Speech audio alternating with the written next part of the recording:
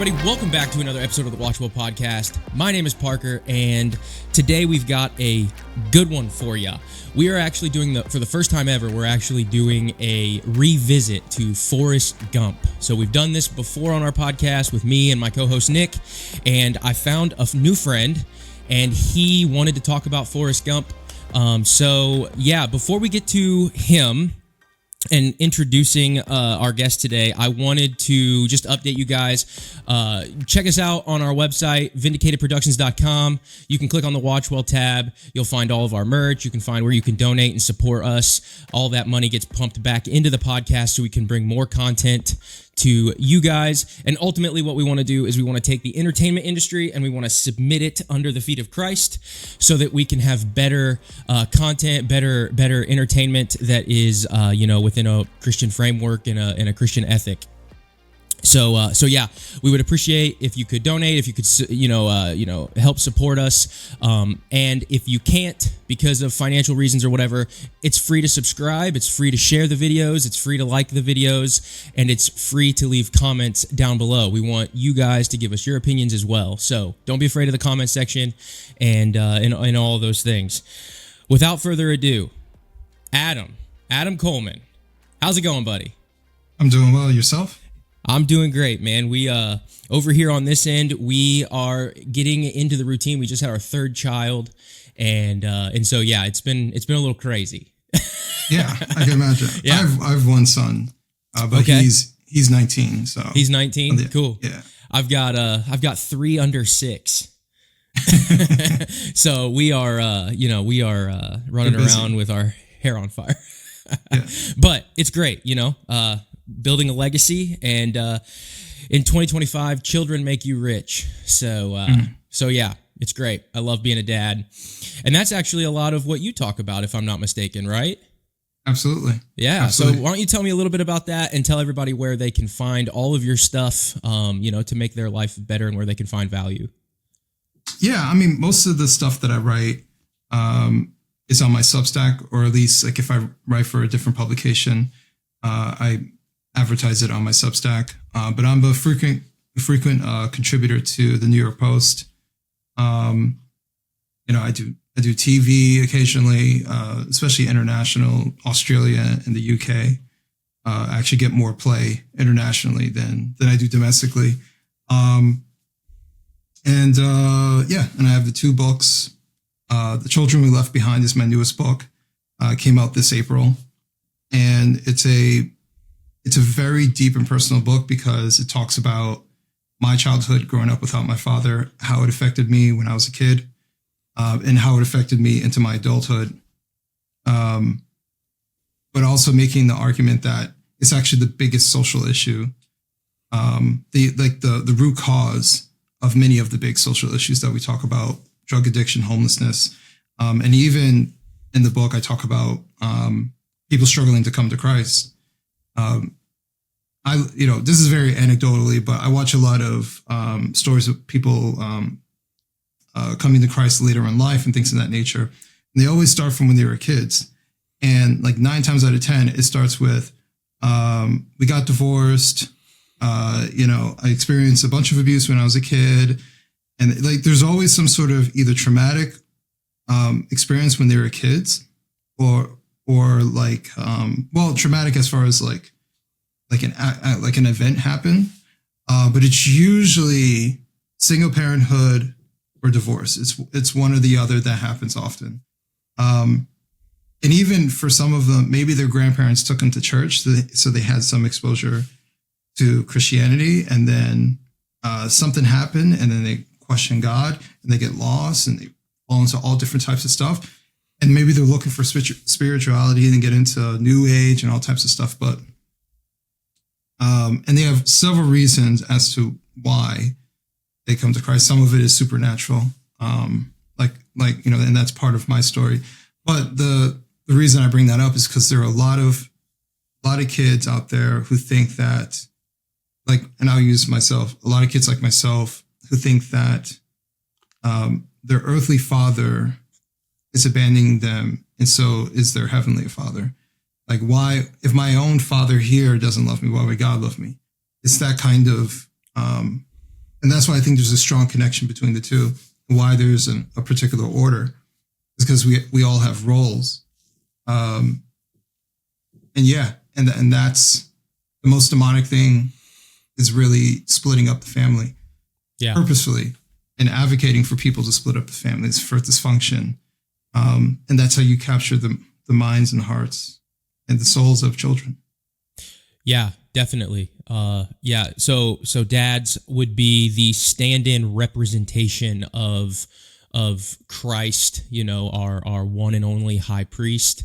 And if that fails, it's very easy to fall into the trap of assuming that Christ or God or whatever the person is thinking as their heavenly father figure would be the same. Right. Which is super interesting, because that holds a presupposition that he's not, like, with that definition, he would not be holy and righteous perfectly, right? Mm-hmm. Because that assumes that he would be falling short. So if someone held that belief and they were coming to you for counsel, how would you guide them through that? I don't mean to put you on the spot, but you got me thinking, bro. How would I put them? Well, I think the best way to connect with people and have them understand certain things is to be as relatable as possible. We're all flawed and we all have stories. And maybe if it's not your story, someone else who's struggled with it. Because I think as people, it's normal to feel like you're the only one who's going through something, right? You can't pay your bills. You feel like a failure because you feel like you're the only one. You've kind of like mentally isolated yourself as the only one in this world who has a problem. And then when you realize it's like, actually what you're going through is normal and other people are going through it too. It's like, okay, so something's not wrong with me, right? Like this is a phase. This is, as some people say, a season, right? That you might be going through something. But it's good to know that you're not the only one that's struggling with something. Mm-hmm. And so that's why I think it's important that we do talk about the struggles and we don't pretend that our lives are perfect and that nature. Sometimes it's good to be vulnerable. Maybe you don't want to overshare, right? I say a lot about my childhood, but I actually don't overshare. There are very specific things that I don't talk about publicly. So, but you want to share certain things that can be beneficial to other people. So I'm telling my story, not because it benefits me, but because I think it'll help other people. So I guess to kind of answer your question, I would counsel them to say that you're not the only one who feels this way. And what you went through makes sense as to why you are asking these particular questions. But the good thing about Christianity and when I try to measure other religions is the advocacy of asking questions. I think about the thing that stands out for me the most about the Gospels, or like one of the top things that stands out for me about the Gospels is even when disciples are watching Jesus heal people and do miraculous things, they still have questions. Yeah, that's right. And right? Even doubt. And even doubt. Yeah. And you know what? It wasn't like Jesus was pissed off and like, you guys got to believe me. He understood. He gave them grace. Right.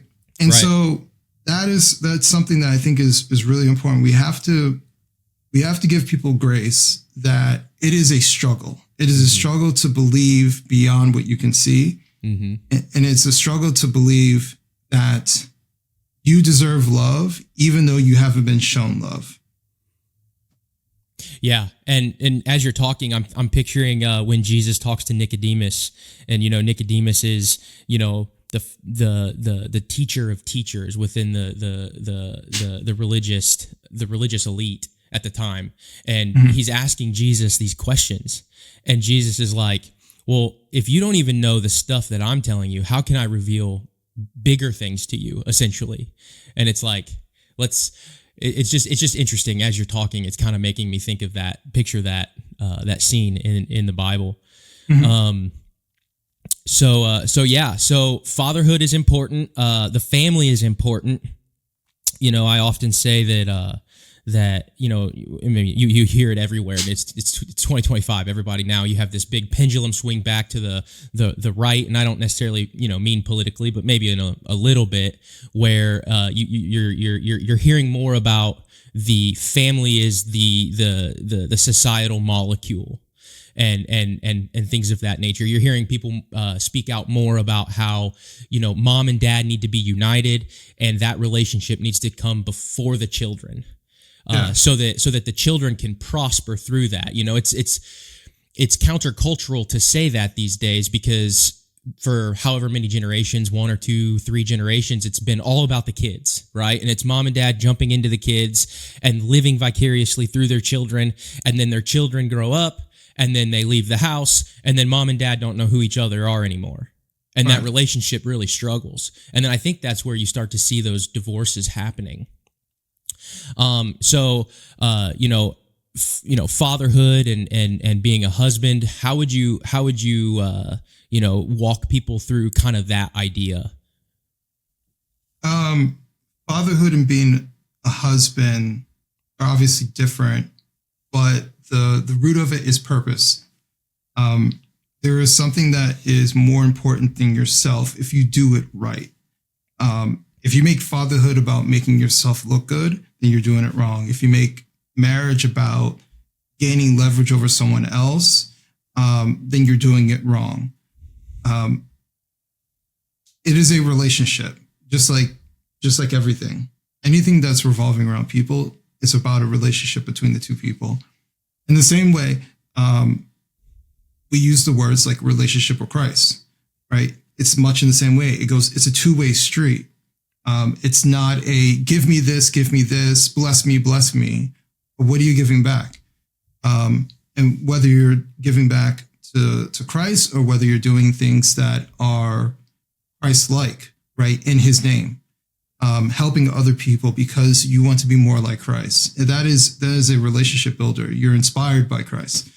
So like when you make it very narcissistic and make it all about you and what you want, you're doing it wrong. So I would say that it is purpose-driven, but it's also sacrificial, because these are ways that you can show your love for someone else besides yourself.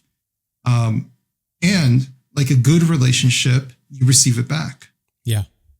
And so it's a mutual exchange of love with someone else, where you sacrifice your time. And I think, honestly, we live in a very materialistic society. Everyone thinks that sacrificing has a lot to do with like your stuff, materials and things like that. But even the richest man in the world can't buy time. Like, time is the most important. It's the most important thing that we all have that we can't buy more of, and we don't know when it's going to run out. So if you give your time to your children, they remember that more than that toy you bought, or that Disneyland trip and stuff like that. The reason why they might remember that Disneyland trip is because of the time you spent together. They'll remember that joke you made, not that, oh, this cost $3,000. Right. That's right. So it's that time and that effort that you put into a child. That's how you show your love. In the same way if you're married. I know you have younger children and you're married, but there are going to be times where you have to separate yourself as a father for a minute and become a husband, right? And you have to put that time into her. And it's very easy to kind of lose your way. Like, she's being mom seems like 24/7, but sometimes she has to be wife. Right. Right. And you have to uphold that relationship, and same with you. You have to, demote being a father for a minute and be the husband.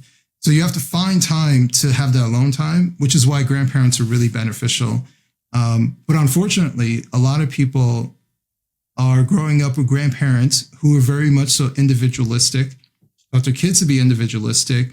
The kids are out of the house. The grandparents move halfway across the world, and they're not there to kind of keep the tradition going and actually build that relationship with the grandchildren, which is a natural relationship to have. And while at the same time lowering the burden on the parents so they can uphold their relationship. Like, it's all very like Deconstructive. It's very constructive to have that the entire unit.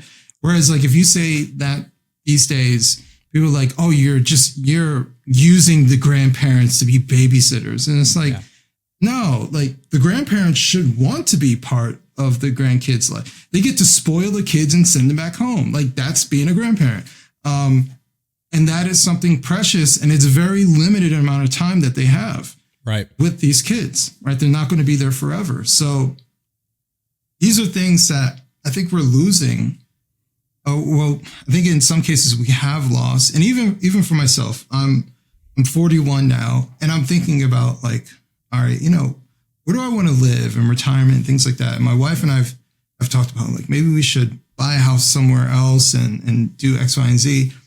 And actually, I got into a conversation. I know this is a little bit veering off just slightly. No, you're good, man. Well, I went on the Lotus Eaters podcast in the UK. When I came back home, this guy reached out to me, and he actually brought up a very good point. He was talking about part of the reason why the family's breaking down is because the grandparents aren't there to alleviate the pressure for the kids.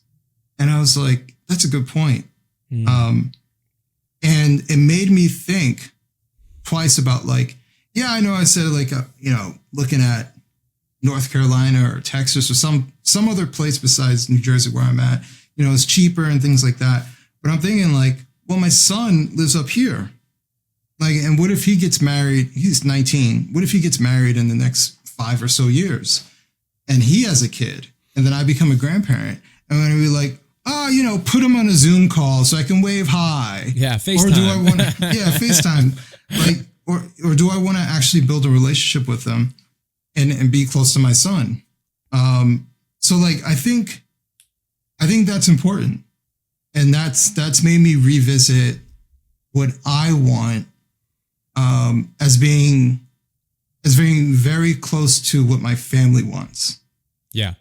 Yeah, definitely. And I think as you were talking about, the deconstruction of the family and how everything is just kind of fragmented, or at least maybe a better way to say it is society makes it fragmented, or the gravitational pull is in that direction.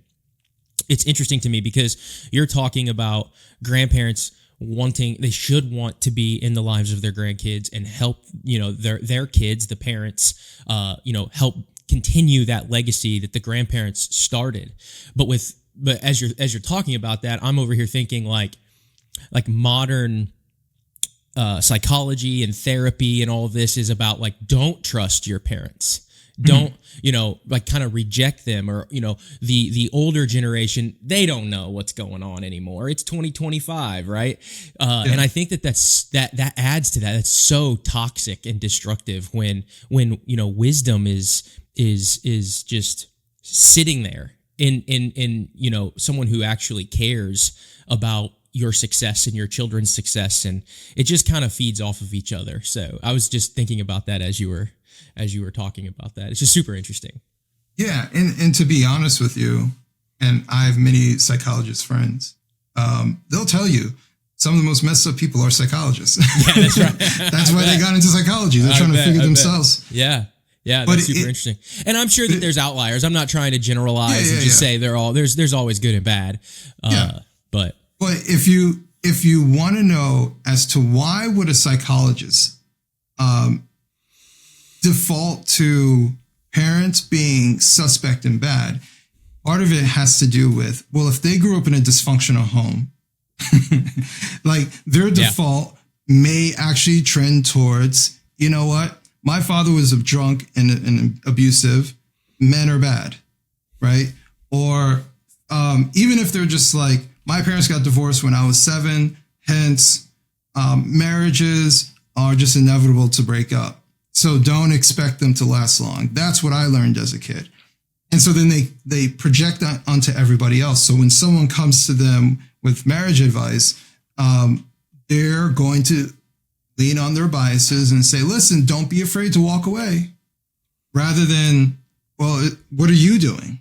Like, where's your part in this? Right. And challenging them so they can become better. Because that's the only way you can become better is if you actually like reflect and challenge yourself rather than affirming. Oh, he is bad. Yes, affirm, affirm, affirm. You know what? Leave him, move on with the rest of your life. Just be done. Don't try to resolve it. And that's because their expectations of relationships is diminished. So that's why I think all of these narratives around family, you have to look at the people who are spreading the narratives too, because it's not, unfortunately, while they're saying a bad thing and a negative thing, it doesn't come from nowhere. Like a lot of it comes from personal experience. For me, my personal experience was that I didn't want to repeat what grew up, like how I grew up, right? I wanted to be involved in my son's life. For other people, they take that as a lesson that not to expect any different. Right. So you present, and honestly, most people accept what has happened to them as being something to expect for the rest of their lives, and not just for them, but for other people. Right. So they don't look at it as a negative experience and saying, oh, well, you know what? This is an unfortunate experience that happened to me and happens to some people, but I know better. They say, yeah, that's what life is. Life is disappointment. Life is your parents leave you. Life is abuse. Life is this. And so I'm always going to look for the disappointment and abuse and say, yeah, I know that because that's life. And everyone else is lying. Or those people who say that they're happy, they're not really happy. Like it's all of this projection that is happening onto the rest of the world. Yeah, and I love how you keep bringing up these biblical threads as you're talking. So it's like you were saying, like, instead of reject those people because they're doing things wrong, it's pressing in on the therapist, pressing in on the person that they're seeing, and it's like, well, what can you own? Where is your fault? How can you improve to make this work? And that's a very biblical Christian idea. I mean, that's Ephesians 5. It's biblical Christian marriage. It's dying to yourself, sacrificing. It's husbands, love your wives as Christ loved the church. Giving up his life and dying for her. So it's super. I just love how you're kind of laying all of that out. In your own way. It's awesome. Thank you. Yeah, that's super cool. So now let's pivot here to Forrest Gump, because there's a lot of this is seen in this movie, and I only imagine that's why you picked it. Well, no, I picked it. This might sound so obviously I was a kid when it came out. Yeah, and when it's one of my favorite movies too, by the way. Yeah, I mean there's so many different reasons, but yeah, when it came out. And we also have to keep in mind was the 90s when this came out.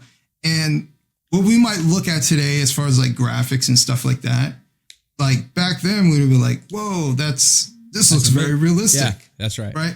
It's like when people watch The Exorcist today and they're like, oh, that's clearly fake. And yeah, that's right. People were running out of the movie theaters back in the day. Freaked out. It's like that scene where her head spins around and that green vomit or whatever. Remember that scene? And it's like, man, that doesn't even, it looks like you remember Slime in the old Nickelodeons? It's like, that's what it looked like. Doesn't even look like real stuff. It's so funny. Right.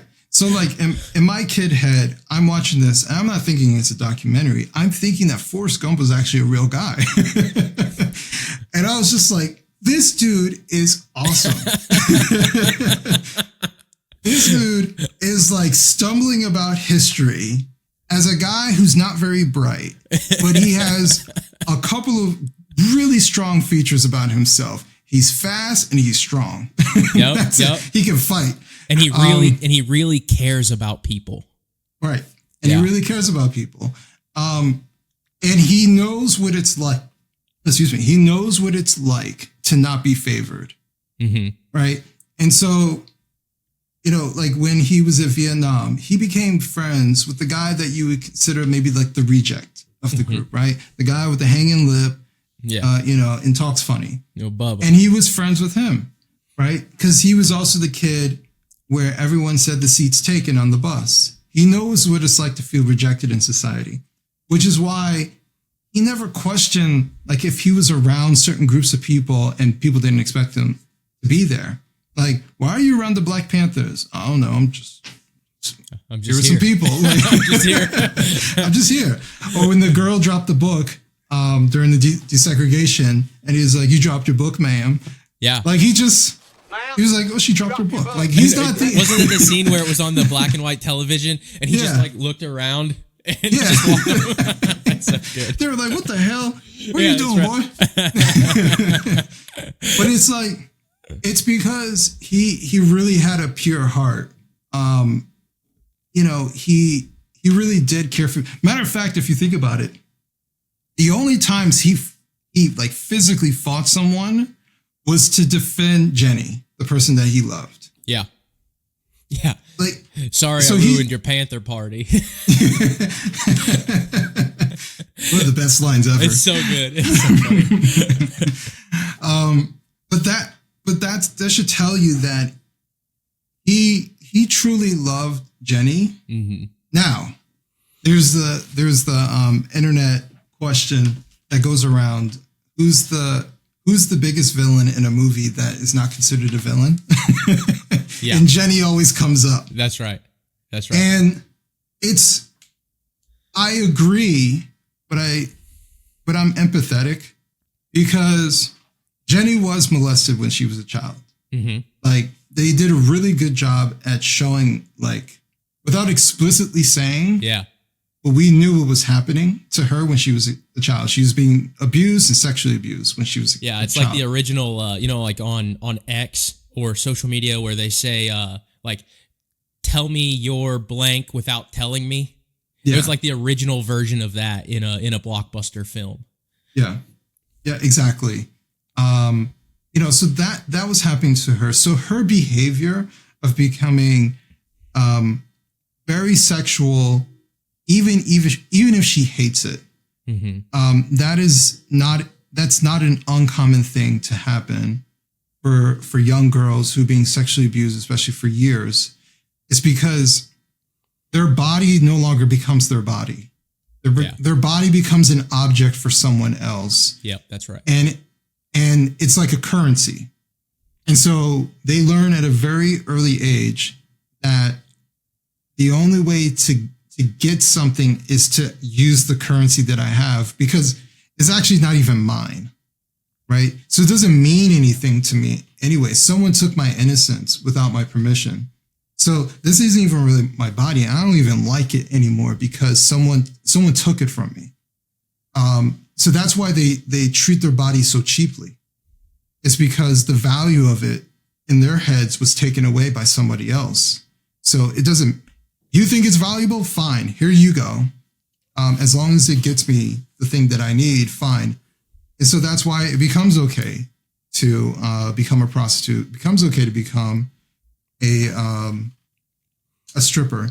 But what you saw also was her going down a path of destruction and being lost and suicidal, you know, standing on that ledge, you know, self-hatred. She had an abundance of self-hatred because she had all this trauma when she was younger. And unfortunately, the lifestyle she leads, and I think the movie basically kind of implied this as well, was that not only was she sexually abused when she was a child, she was making decisions that were putting her in other circumstances to be physically assaulted, sexually assaulted by men when she's older as well.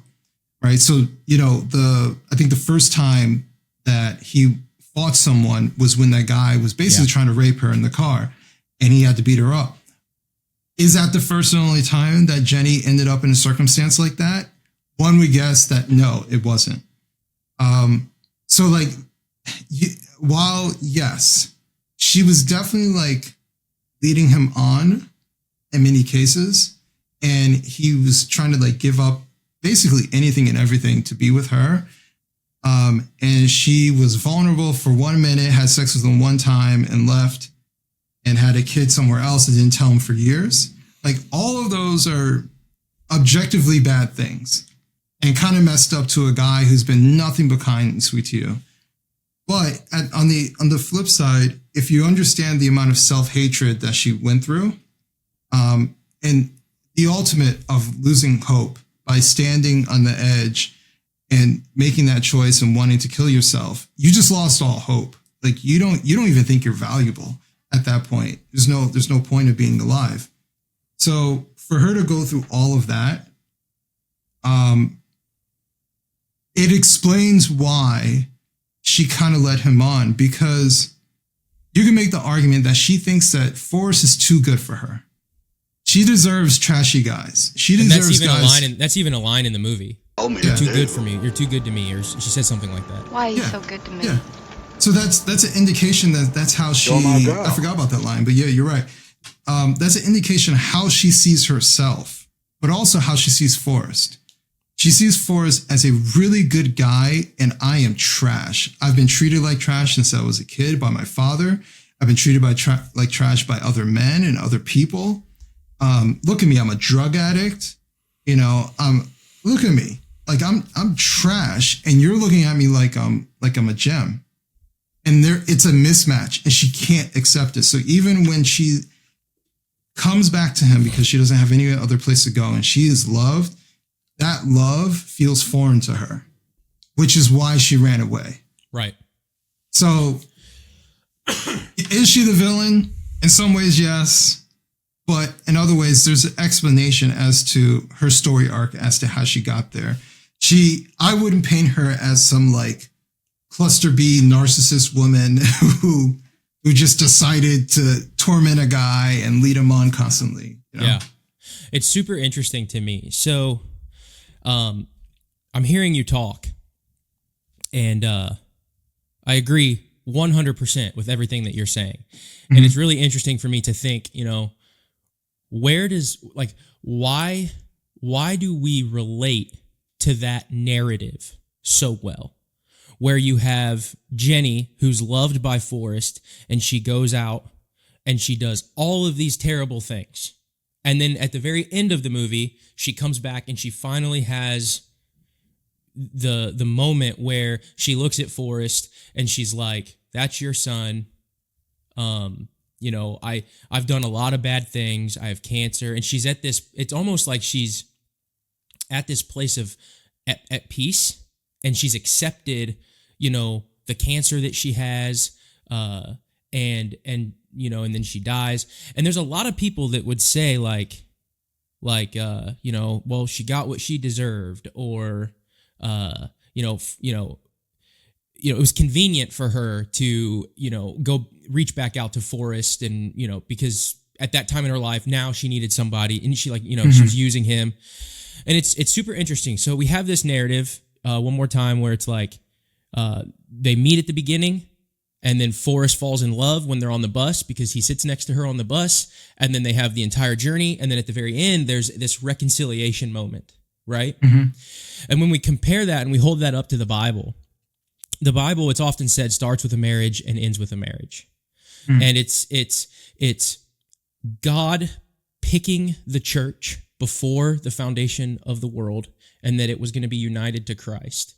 And then you have Genesis, and then you have this entire narrative where the church goes out. And if you read in the prophets like Ezekiel and Jeremiah and Isaiah, the church just whores itself out the entire narrative of the Bible, right? And it's even worse than that. It says in these books of the Bible, where it's like, you're worse than a whore. You're a whore that does that and doesn't even take payment for it.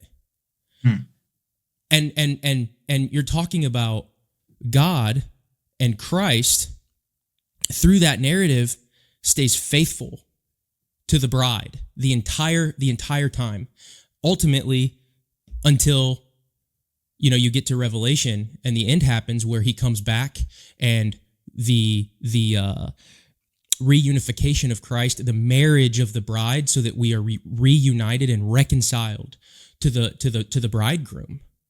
So it's just super interesting, these dynamics, and how we look at this film and we can see that same narrative. Obviously, every narrative kind of breaks down at some point in the details, right. But it's just super fascinating to me how you can compare those two things, where the church is the bride and Christ is the bridegroom, and at the end there's going to be this reconciliation moment where through the groom that we are reunited to, we're going to be glorified.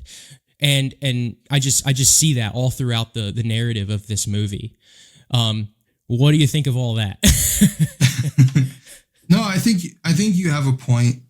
As you were talking, I also thought about, if Forrest was my friend, would I tell him to do what he did in the movie? I probably wouldn't. Right. And the reason being is that he lucked out. In the movie, it's a movie. So in the movie, she comes around and he doesn't care that she has cancer and all this other stuff.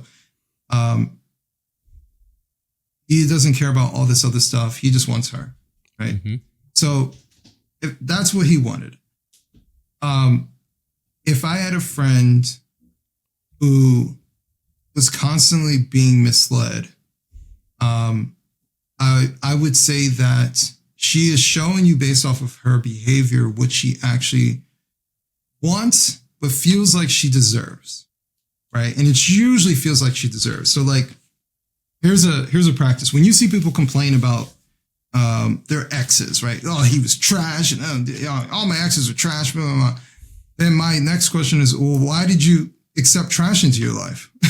That's right. That's like, so good. Why do you keep picking trash? And so if you see someone like, oh, my ex-husband, he's this and he's that, and I'm listening to their story, I was like, why did you accept that? Yeah. And the reason being is you picked it, right?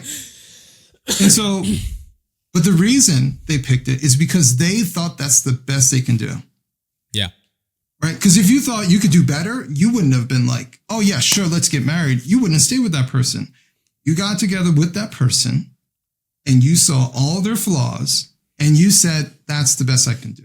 So if he starts, or it's an immediate gratification thing where it's like, I'm not actually going to ask the right questions. They just make me feel good, and it's right now. It's like the whole, like, I'm not waiting for Mr. or Mrs. Right. I'm waiting for Mr. or Mrs. Right now.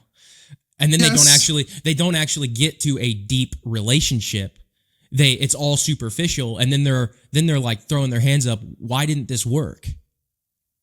I hear you, but I think deep down inside, we know when there's unanswered questions. We know when something is off. We know, especially from a guy's perspective, guys look for reasons to qualify a woman. They're like, that's not that bad. She has 3 kids. The 3 kids are nice. We're just looking for every rich reason. We're ignoring all the red flags. Right? That's a very common thing for guys to do.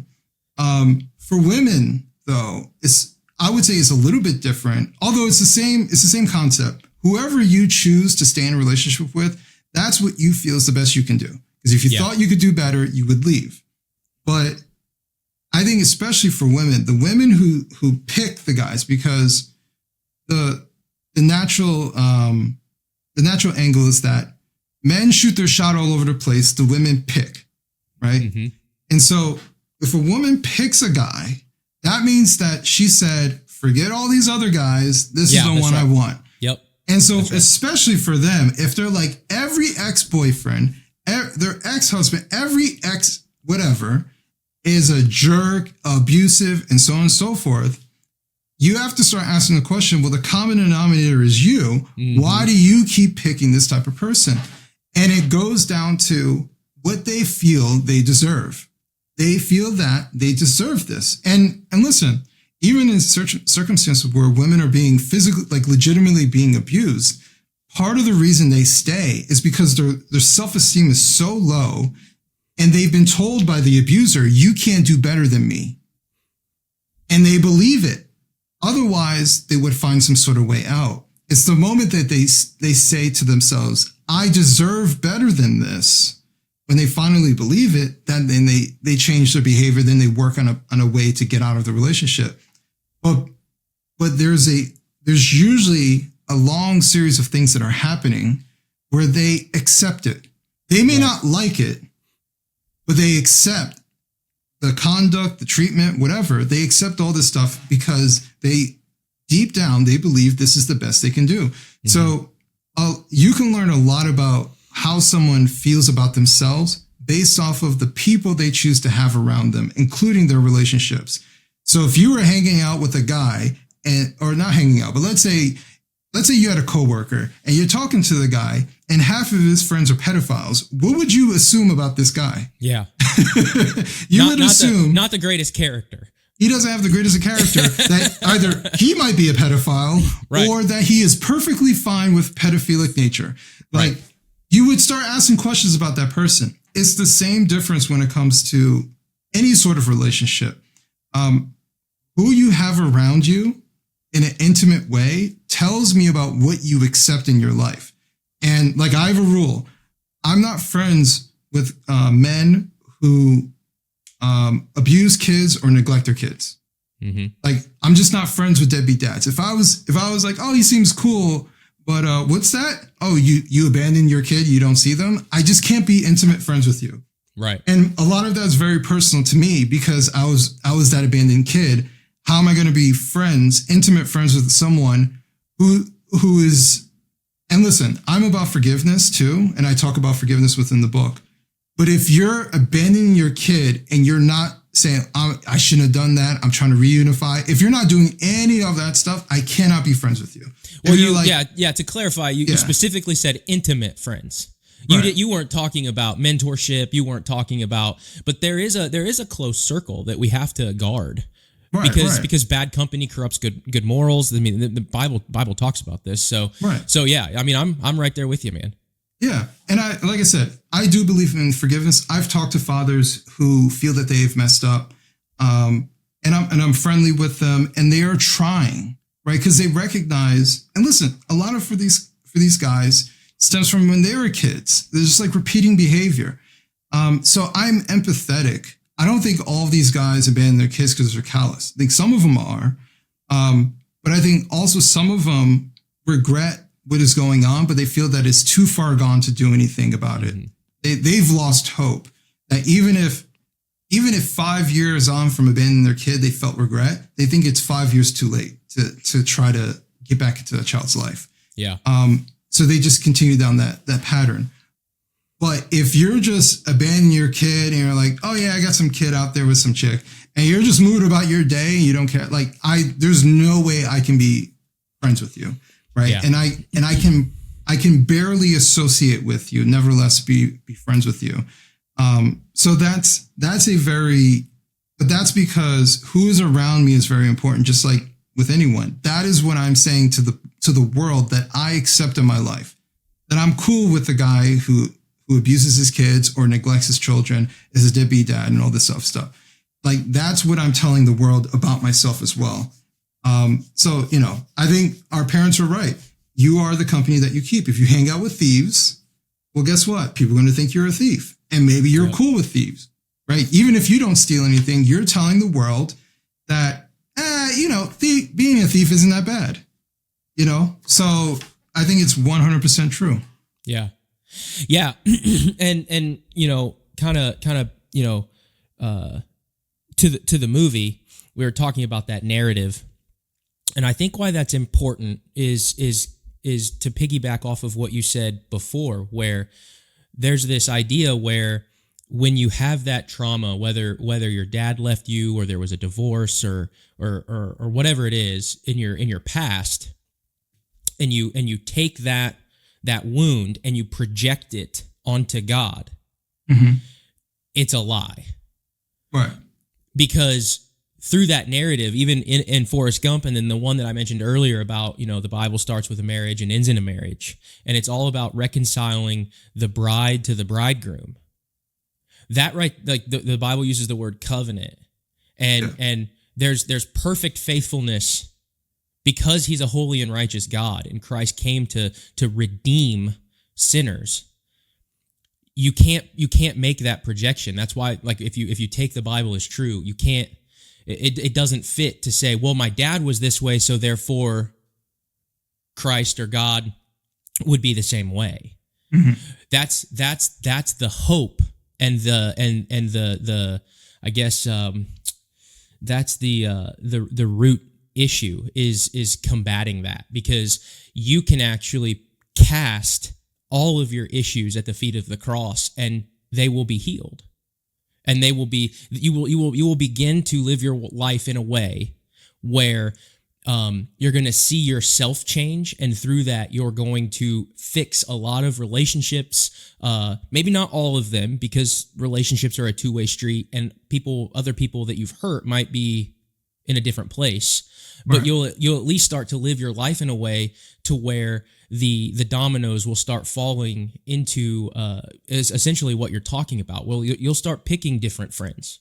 You'll desire different desires that are actually good and not just self-seeking desires. You'll want to pick relationships, I'm going to abstain from sexual immorality, and I'm actually going to get to know the person on a deeper level so that our relationship is built more on sexual intimacy too early.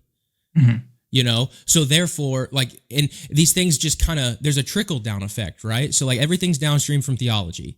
It's like now that I know the person that I'm dating and we're having a biblical dating relationship, and then we're getting to know each other, we're set up really, really well for marriage. And that's not to say that there's going to be, it's going to be an easy ride, because marriage is not an easy ride. It's hard. There's a lot of different things at play. And then you throw kids on top of that and all of the things that we've talked about, right?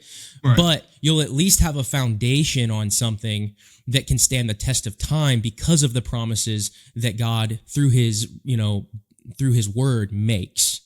So I think that all of our conversation is kind of summed up in that way.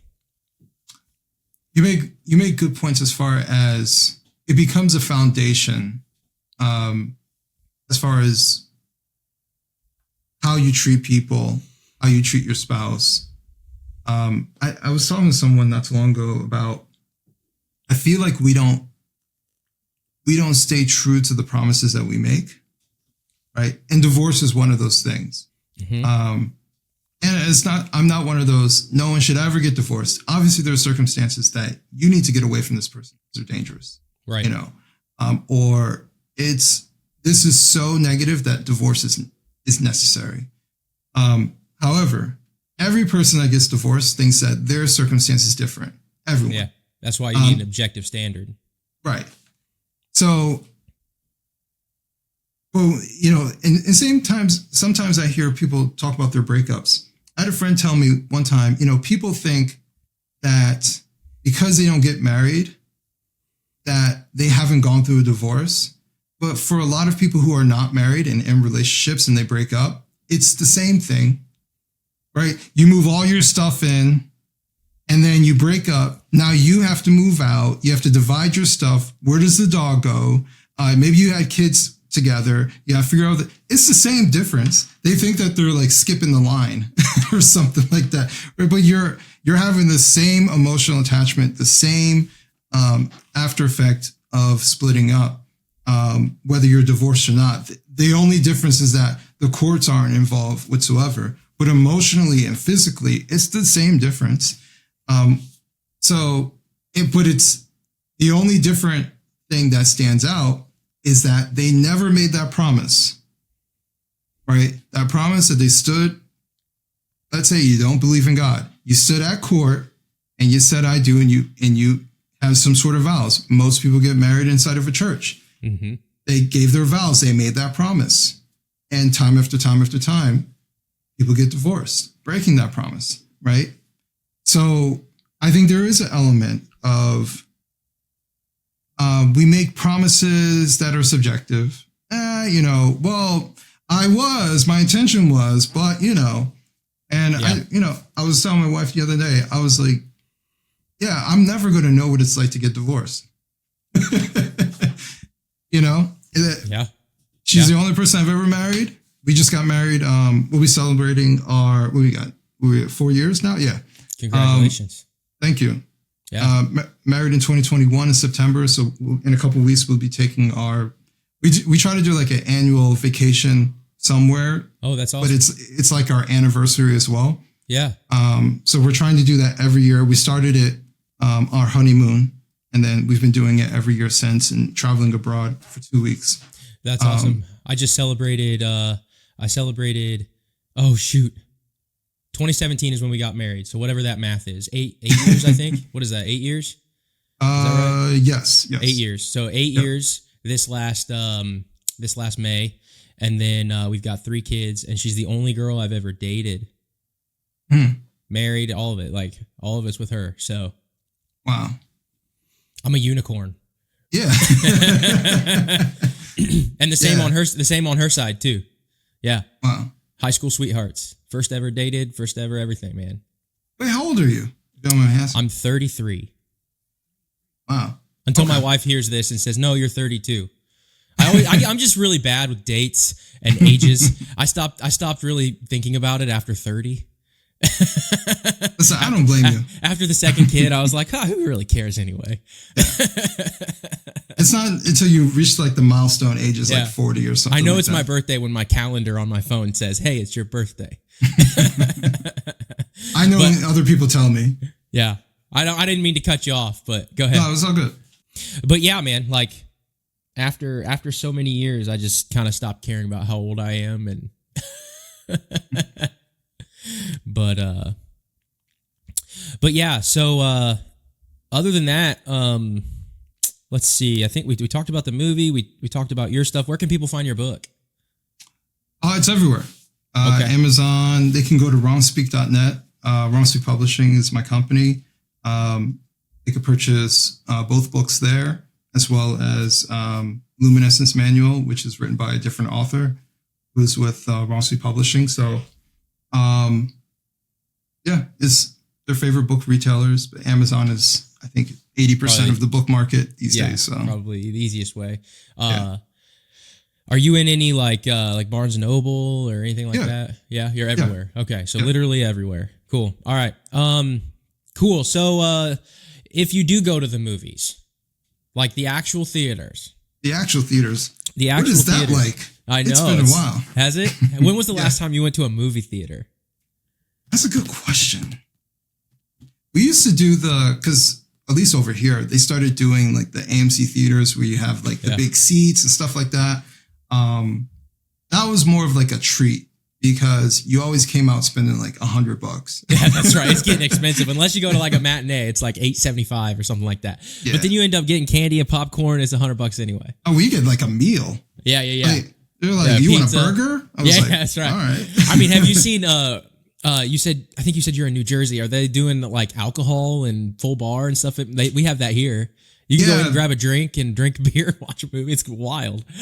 Yeah, they bring. So obviously you have to show ID, but they'll bring. I don't really drink alcohol, so that's why. But like, I know that they'll bring you a drink. To your seat, your assigned. I do like the idea though of like I want to sit here. Like you do all that beforehand, so you don't get there and you're like, oh, there's no seats available or anything like that. Like I actually kind of like this. However, the biggest problem for me is just that the movies have been just absolute trash. Yeah, they've been real bad. It's been pretty difficult over here trying to do 4 reviews. Years maybe. Yeah, 4 or 5 years. It's just been garbage. Well, and there's been a transition to where the theatrical releases have been real kind of like and most of the money is in the streaming services. So you're gonna see bigger drops on like Netflix and Amazon and Disney and the HBO and Hulu and stuff. So I think that's kind of the shift. But we want to make movies great again. we want to get people back into the theater where you could do a night out and enjoy this.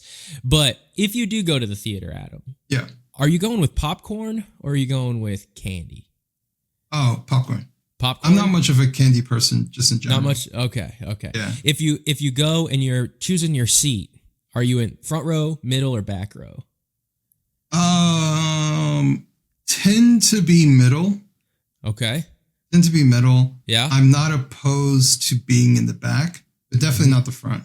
Definitely not the front, because then you gotta you gotta do all the this whole time. Yeah. I'm like middle row, and then throw my feet up on the bar, and then relax and watch the movie. That's a pro tip for those watching.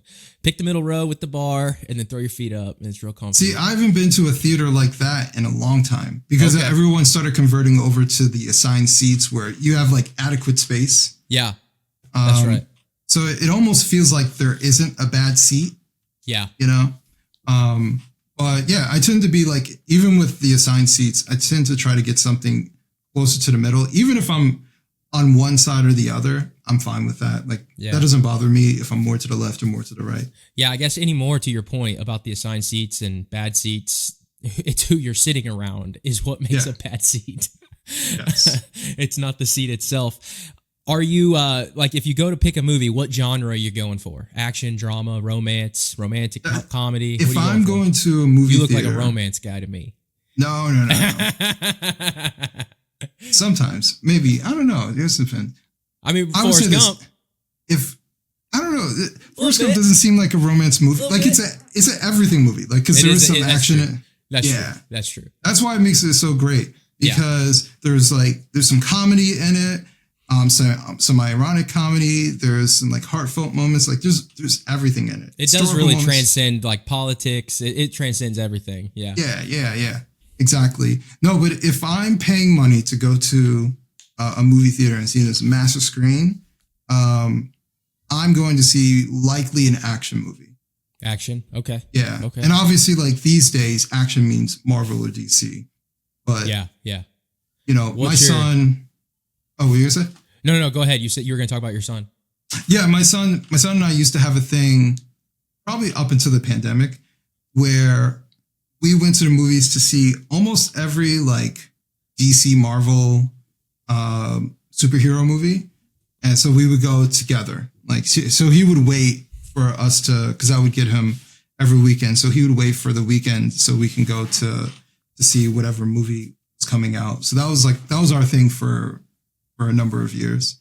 But I do miss, if I'm honest with you, I miss the irreverent, just like bad acting, but fun to watch, like kick-ass karate movie, martial arts movie, just like, or like the Arnold Schwarzenegger, just like shooting stuff and blowing stuff up. Rambo and A-Team and stuff like that. Just like he takes an entire army of jihadis with a pistol, just like all that stuff. I miss those. Yeah. Like the 90s were the best for that. Yeah. Sometimes I go back and watch like, actually I should watch Eraser. Eraser was great. Like you said, Arnold, like Terminator and Sylvester Stallone and Rambo and all those. True Lies. Yep, True Lies. That's Arnold Schwarzenegger, Jamie Lee Curtis. I think there's a couple. There's a few more I can't remember off the top of my head, but yeah, that's dude. Yeah, those days, man. Back when, they were great. But it was back when like these production houses weren't afraid to invest into original ideas. And right now, it's just recycle IP because it's what makes money and it's what works. And and I think that's why it's so stale.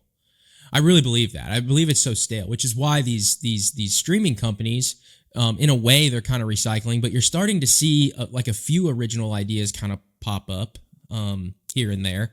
I think it's just by accident. I really think that people just want more original script writing. They want better writing. They want original stories that isn't the same. I stopped watching all of the Avenger Cinematic Universe stuff, the Marvel stuff, because I thought from Iron Man 1 to Endgame, it was so good that it shouldn't be touched anymore. So I just stopped watching it. Like from Iron Man 1 when he was in the cave to, you know, beating Thanos. That I think that was so good that they shouldn't have done a phase 2 and a phase 3, and we'll see what happens here with. I'm gonna have to watch a few of them, but because I think Doomsday's coming out here in the next few months, if I'm not mistaken. I have to look. It might be. I think it's later this year, but if not early next year, I think it's later this year.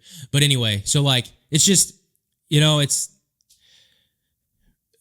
okay not to squeeze every single penny out of an IP. It's okay to just make something great and then leave it alone. I think part of the issue is, and even though what you're saying when it comes to streaming services, you have to also remember, like, for the streaming services, they're not necessarily like, we'll use Amazon. Amazon really doesn't care about streaming. It doesn't really care about making good movies or anything like that. They make their money off of products and services, right? So if getting you to click on a movie allows an opportunity to market to you an item that they're selling, then that's what they'll do. And Amazon has an abundance of money, an abundance of products for every industry. So like they can afford to say that the streaming may break even, and they don't care. Right. Because that's not how they're making money. They're using the streaming as a marketing opportunity to bring people over to the products and services. So when you have that, mindset, then you're not really going to be advocating for, we need something good and original. If you're a movie industry, it may behoove you to come up with something good and interesting because you're competing against other production houses, right? That makes something good and interesting. And obviously you want to try and make something relatively cost effective and things like that. All these things come into play, but your interest is about the movie. If the movie just becomes a marketing tool, then the consumer is going to be like, this is crap. Like, why am I watching this? And maybe once in a while they'll hit something good just by sheer luck, but their goal isn't necessarily to make good content. Their goal is to dominate content, to have as much content as possible for you to choose. So you stay on Amazon's platform, so you buy their products and services.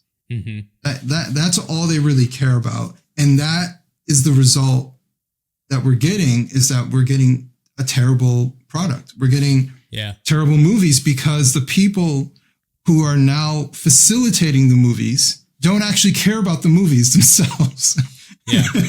Yeah, I think you're right. I think there are one-offs. Like you're seeing the Terminal List went huge, and they signed Chris. I think they signed Chris Pratt and the guy from Lone Survivor. I forget his name, but I think that most of the movies on Prime are just just rights they buy, older movies, and then the Amazon originals are where they put their money, and those are few and far between.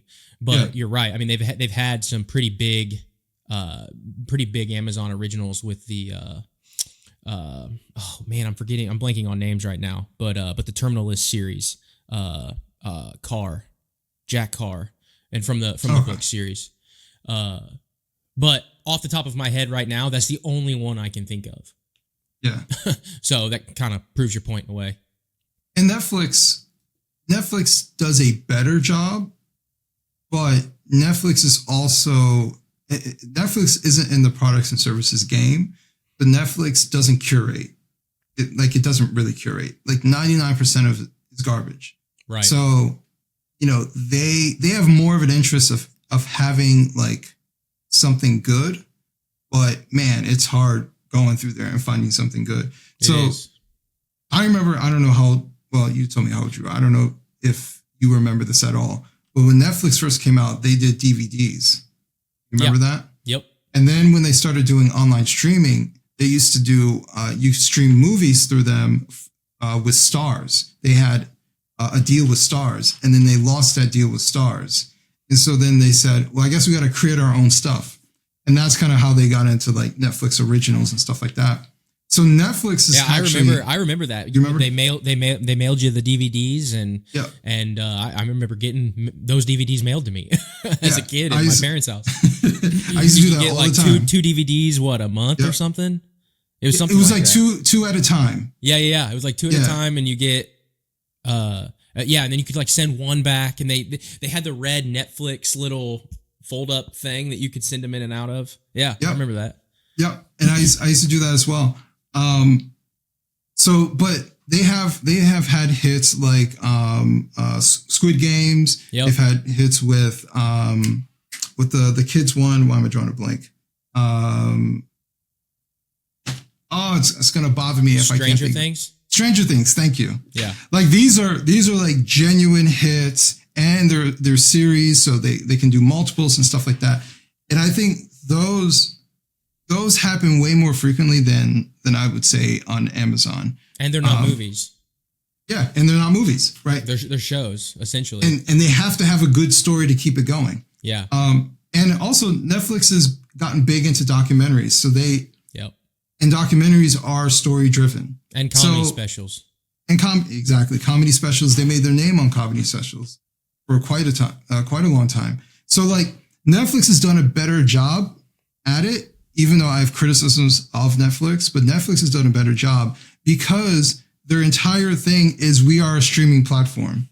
Amazon, on the other hand, is just like, we don't give a shit. We'll take whatever because our game is products and services. Buy our stuff and use Amazon AWS. Like that's what they care about.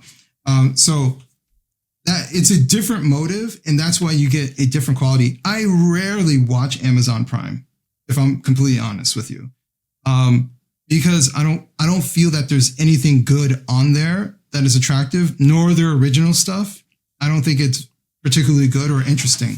Netflix has done a better job of getting me interested in watching something that is on there over the years. Yeah. Well, Adam, I want to be respectful of your time here, buddy. I appreciate you coming on. Guys, his book's everywhere, Amazon. Don't go watch movies. Just go buy his book on Amazon. Stay away from Prime. Go buy Adam's book.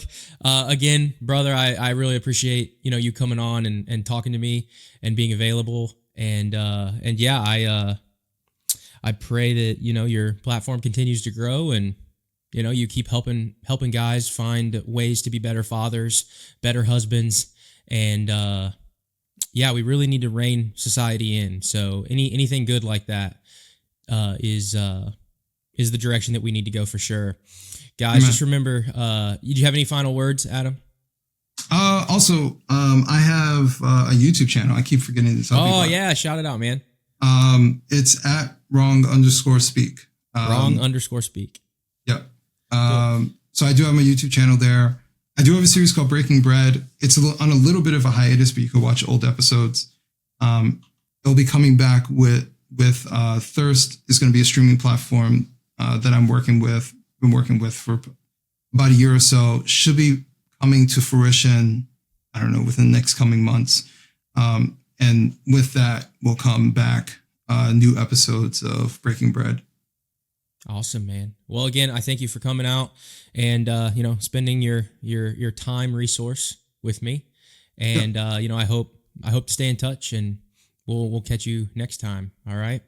And Absolutely. Guys out there, if you're listening to this, just remember the gospel saves, and you can be forgiven, and you can live a better life if you just put your faith in Jesus and follow Scripture. And don't forget, if you're gonna watch well. We'll see you next time.